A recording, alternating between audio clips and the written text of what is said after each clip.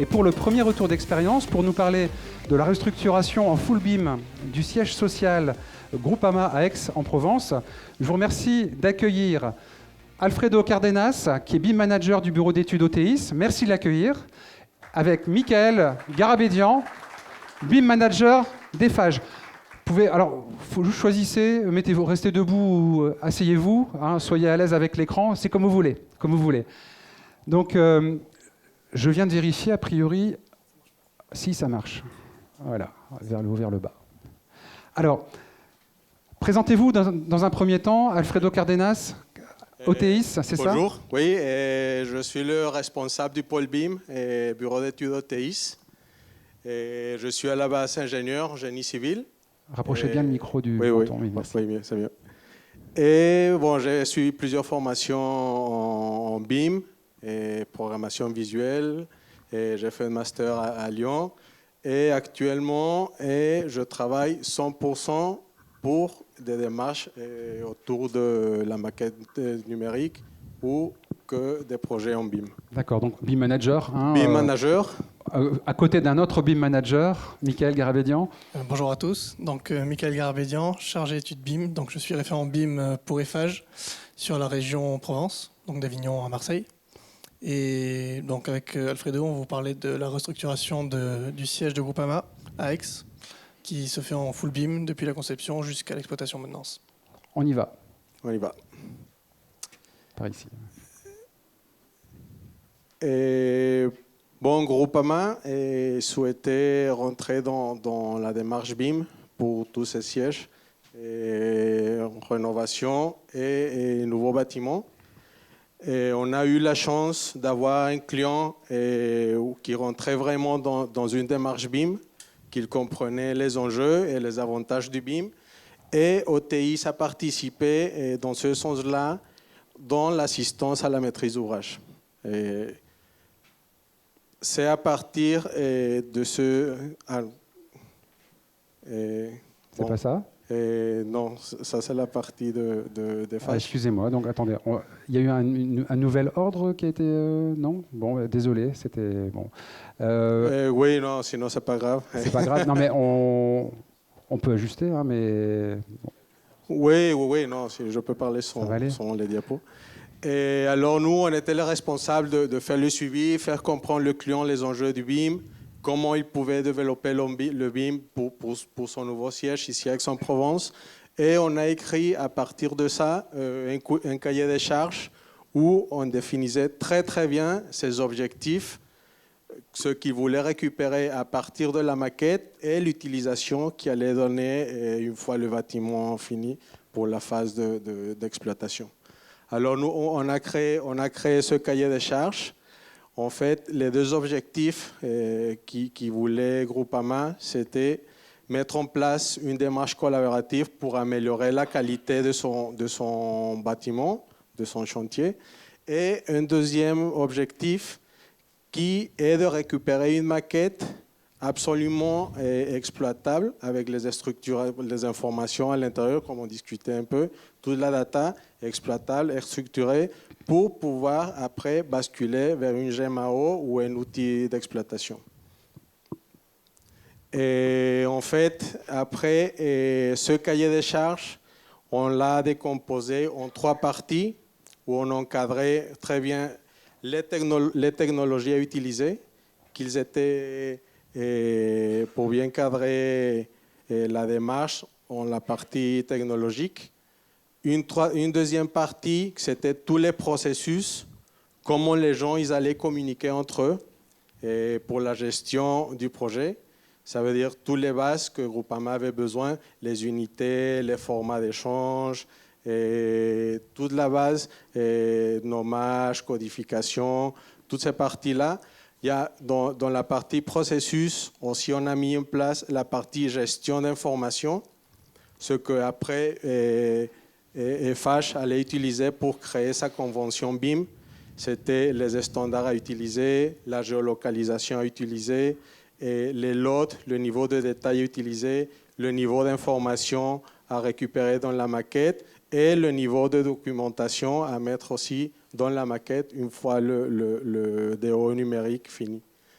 Et une troisième partie dans le cahier des charges où il y avait les intervenants et les acteurs à mettre en place pour décrire le rôle, les responsabilités de chacun, les lots, qui devait faire quoi, un peu les circuits de validation à mettre en place, un peu pour continuer à respecter, un peu on discutait des ISO, pour continuer à respecter. Donc ça, c'était anticipé dès la phase du marché dans le cahier des charges. D'accord.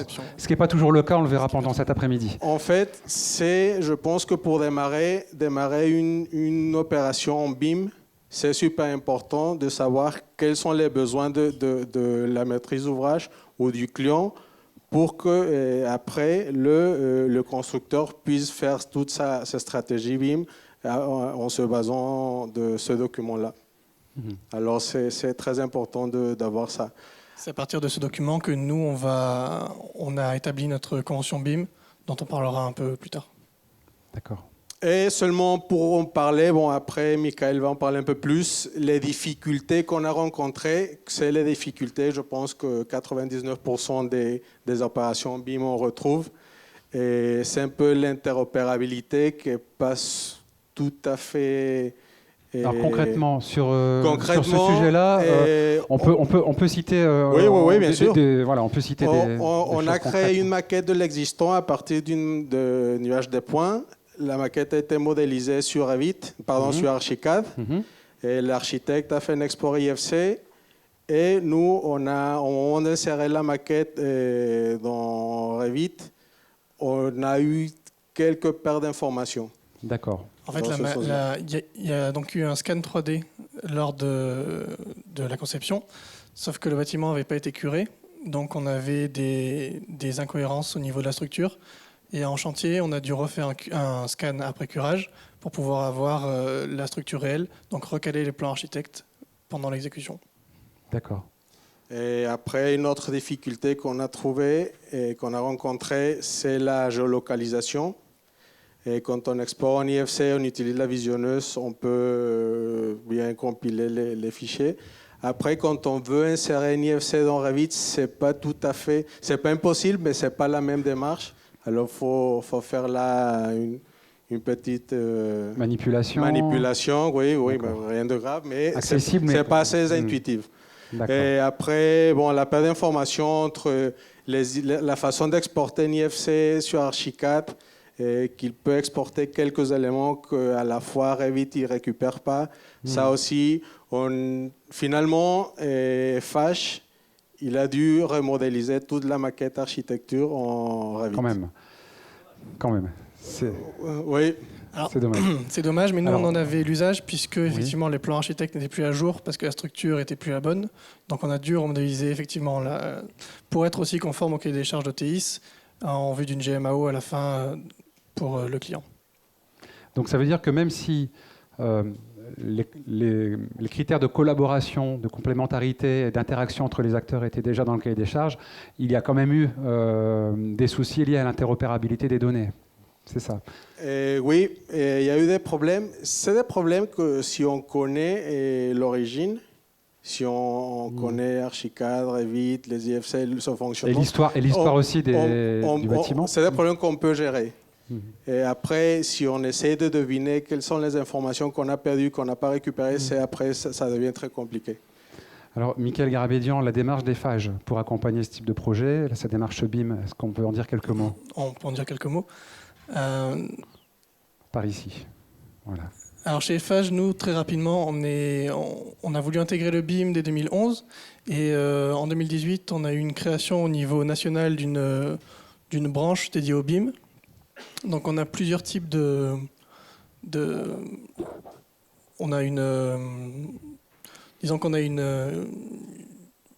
on a plusieurs types de solutions pour répondre au BIM, non seulement au niveau national, mais aussi au niveau régional. Parce qu'on a remarqué que 75% des coûts d'un ouvrage sont générés par son exploitation. Donc ça, c'est ce qui motive en général la maîtrise d'ouvrage à passer au BIM.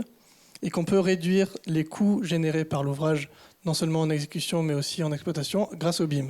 Oui, donc 75%, d'où l'intérêt d'anticiper tout ça dès la conception. C'est ça.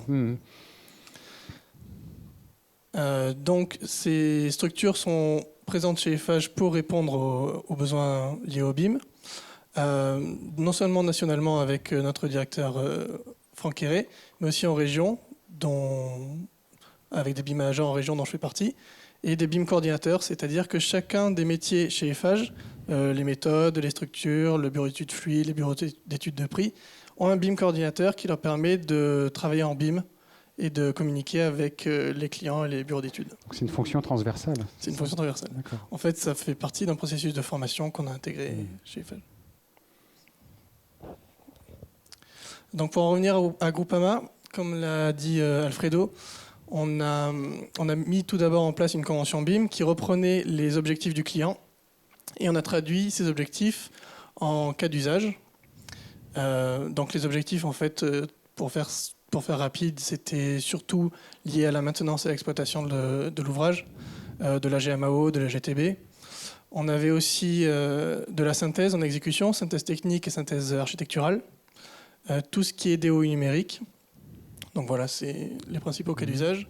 Ensuite, dans cette convention, on va présenter l'équipe BIM, toute la cellule qui va travailler en BIM au niveau de la coordination, du dessin, des plans. On met en place le planning qui va définir les jalons pour cadrer le BIM, et enfin les processus d'échange.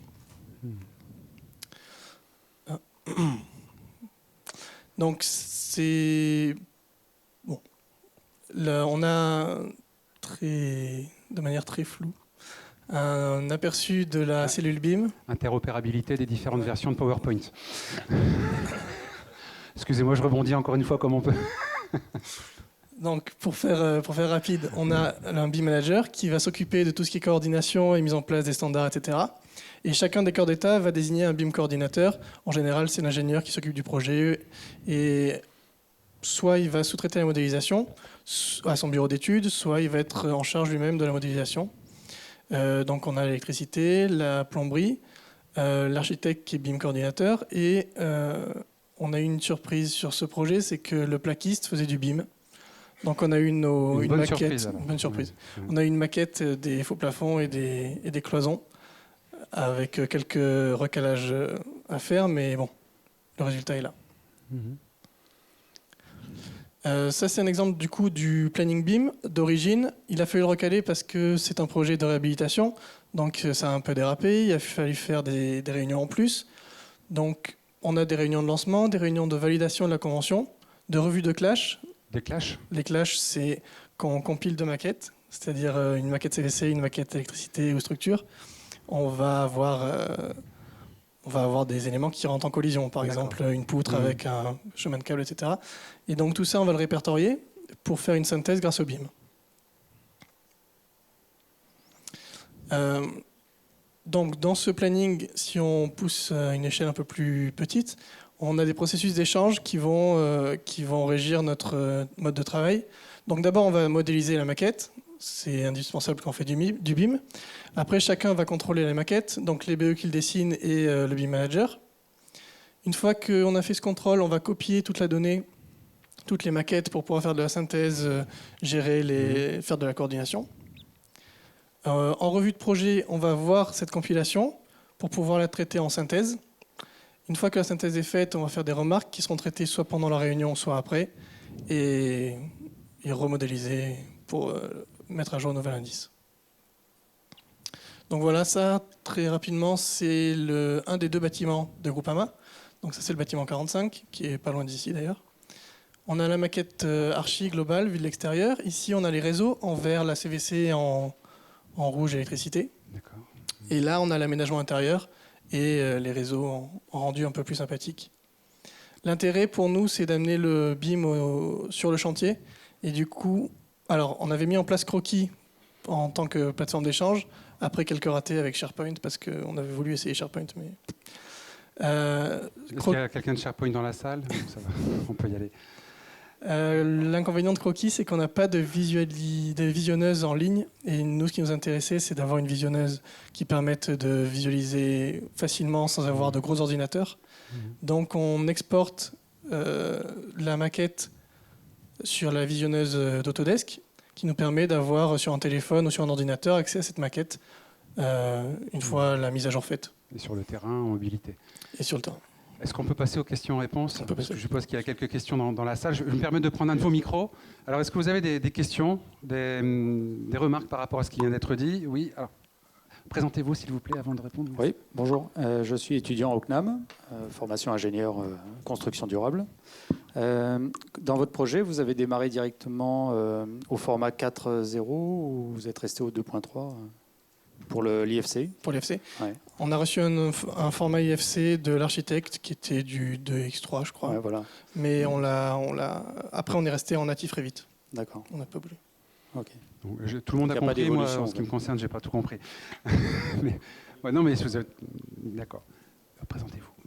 Bonjour, Enzo Caranta, direction des bâtiments Proche du menton, s'il de vous la métropole Nice Côte d'Azur.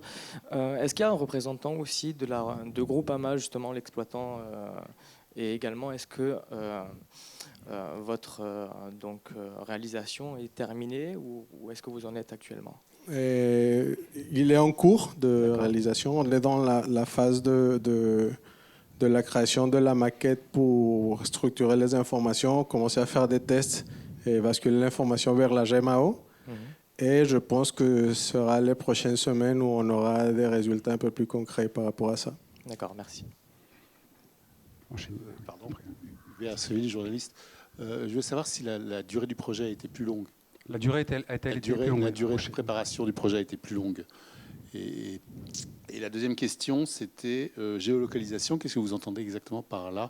Est-ce qu'il s'agit de géolocaliser les objets dans la maquette? Non, le projet, on a respecté le planning par rapport à ça. Et si la question va par rapport si le BIM a fait un peu plus long la mission, non. Et tout le contraire, je pense qu'on a trouvé des inconvénients grâce à la maquette qu'on a pu faire évoluer. Bon, là, Michael va parler un peu plus. Et géolocalisation, quand on parle de géolocalisation, c'est géolocaliser une maquette par rapport à un système de coordonnées dans l'outil 3D ou dans le logiciel BIM. Un complément, Michael? En fait, les maquettes étaient bien géolocalisées, mais c'est la façon comment Revit importe les IFC qui arrive à poser un peu de problème dans ce projet-là. Un complément, Michael, ou... Un exemple pour l'interopérabilité peut-être. On a de la charpente métallique qui a été faite sur le logiciel Tekla Structure. Et donc il a fallu l'importer en IFC dans notre bâtiment. Et on s'est aperçu que les platines pour fixer la charpente métallique sur les fondations béton étaient légèrement décalées. Mais avant l'implantation sur site. Donc ça nous a permis d'anticiper ce problème qui nous aurait posé beaucoup plus problèmes. Retardé et de gérer les commandes en amont. Encore deux questions et on enchaîne. Bonjour, Michel Jour de Métropole Nice Côte d'Azur. Deux petites questions rapides. Premièrement, du menton, s'il vous plaît. Est-ce qu'au niveau de la synthèse, est-ce que justement normalement on devrait aller un petit peu mieux, ça devrait être un peu mieux au niveau synthèse des diverses corps d'État, donc voir un petit peu qu'est-ce que ça a apporté. Et deuxième question, c'est concernant justement la récupération du DOE et puis la GMAO. Est-ce que Groupama est équipé d'un outil? Est-ce que cet outil était compatible BIM? Et comment pensez-vous gérer cette intégration des éléments de la maquette et des données de la maquette dans leur futur outil ou dans un outil qu'ils ont déjà? Alors en ce qui concerne la synthèse d'abord, c'est un outil qui facilite beaucoup la synthèse. Chacun des intervenants travaillant sur Revit, la compilation est beaucoup plus simple. Et on a un outil qui s'appelle Naviswork, qui fait aussi partie de la suite Autodesk, qui permet de gérer les clashs automatiquement. Alors après, évidemment, il faut faire un tri de ces clashs, parce qu'il y a des choses qui sont inutiles, mais ça nous permet d'aller beaucoup plus vite dans la synthèse et dans la résolution des problèmes.